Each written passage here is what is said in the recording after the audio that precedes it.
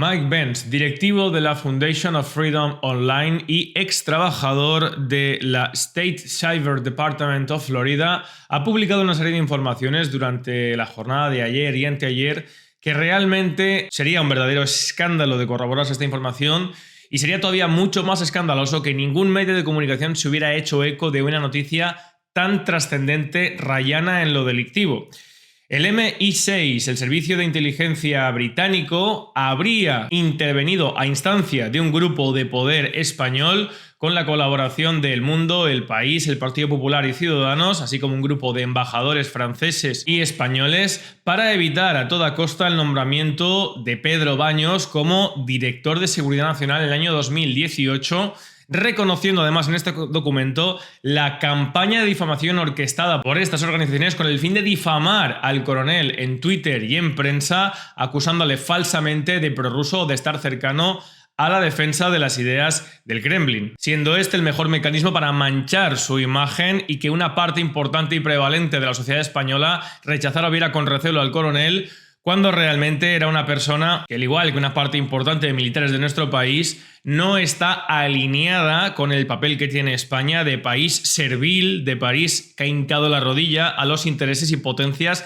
extranjeras, o de revisar o actualizar dichos pactos como la OTAN, etcétera, etcétera. Y resulta una noticia realmente escandalosa, porque de lo que estamos hablando aquí es de que un medio, un servicio de inteligencia de un Estado extranjero habría ingerido en las decisiones domésticas que simplemente competen al ejercicio del poder, al Estado español, con la finalidad de seguir manteniendo a personas dóciles, serviles y arrastradas a intereses extranjeros en las altas instancias y cargos de nuestro país. Resulta algo realmente alarmante y escandaloso, como digo, de confirmarse esta información, pero que va en la misma línea que ya ha sido anteriormente publicada. Por ejemplo, la carta que el socialista Chris Williamson le envió a Pedro Sánchez advirtiéndole de la presión de la difamación orquestada por el MI6 contra el coronel Pedro Baños. Algo que en su momento tampoco fue noticia, pero que en cualquier país serio y que vela ante todo por la independencia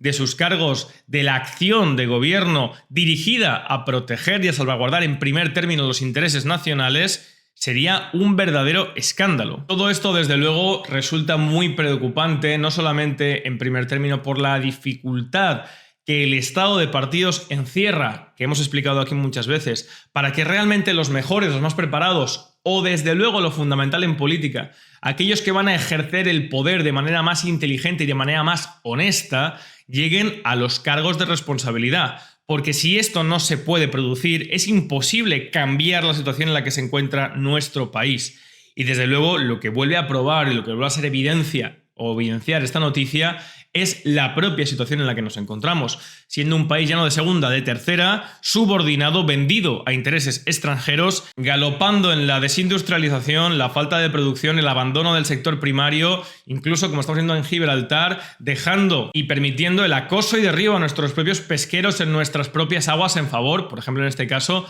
del propio Reino Unido. Algo realmente escandaloso y que, junto con una serie de circunstancias concomitantes, como por ejemplo la de la Unión Europea, la de estar subordinados a través de una deuda impagable a los intereses de los grandes países puestos en Europa para mantener una hegemonía política de una potencia de ultramar, todo ello está contribuyendo efectivamente a que nuestro país esté en una de las situaciones más críticas de su historia. Y ya no solamente en el aspecto puramente político, social y económico, sino en el punto más crítico en el que una nación se puede encontrar, en el punto existencial. Los intereses foráneos, junto con las ambiciones nacionales de una parte de la clase política, han llegado a cristalizar en la asunción de un discurso que en nada corresponde a la situación política y a la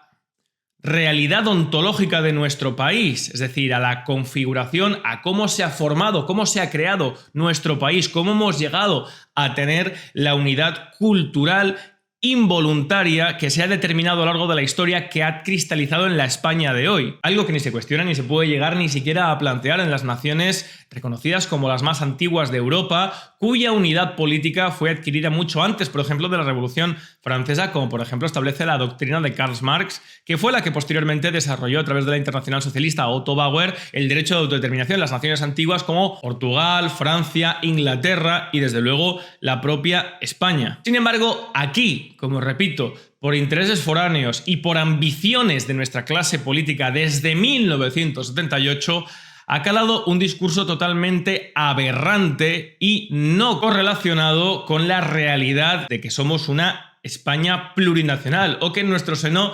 tenemos varias naciones, que somos una unidad política voluntaria establecida a través de la Constitución de 1978. Una auténtica locura desde cualquier perspectiva seria que aborde la cuestión en el ámbito político, en el ámbito sociológico, incluso en el ámbito económico o desde luego en el ámbito histórico.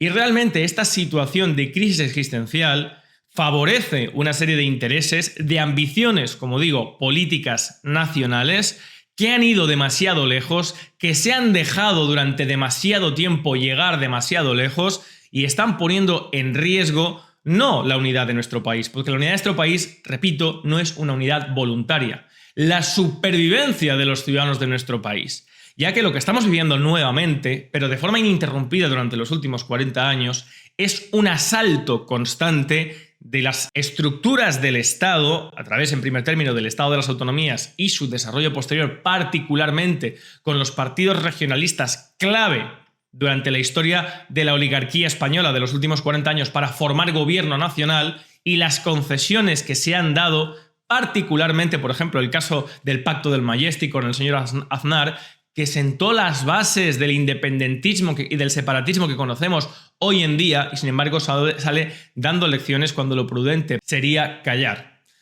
Repito, es una situación muy complicada la que atraviesa nuestro país y considero que desde luego la sociedad civil tiene que empezar a despertar si no quiere caer en una espiral de confusión, porque lo realmente importante es que hoy en día, tanto unos por acción como por reacción, nadie acierta en el diagnóstico y nadie acierta en el análisis de la situación, como digo, del problema existencial en el que nos encontramos, y no aciertan por voluntad, no aciertan voluntariamente porque unos no pueden ni quieren dejar de lo que les ha dado el régimen del 78 y por lo tanto acuden ahí a la salvación cuando realmente es el problema, y otros quieren seguir el propio camino que la Constitución les abrió para trabajar en su provecho y en su beneficio particular.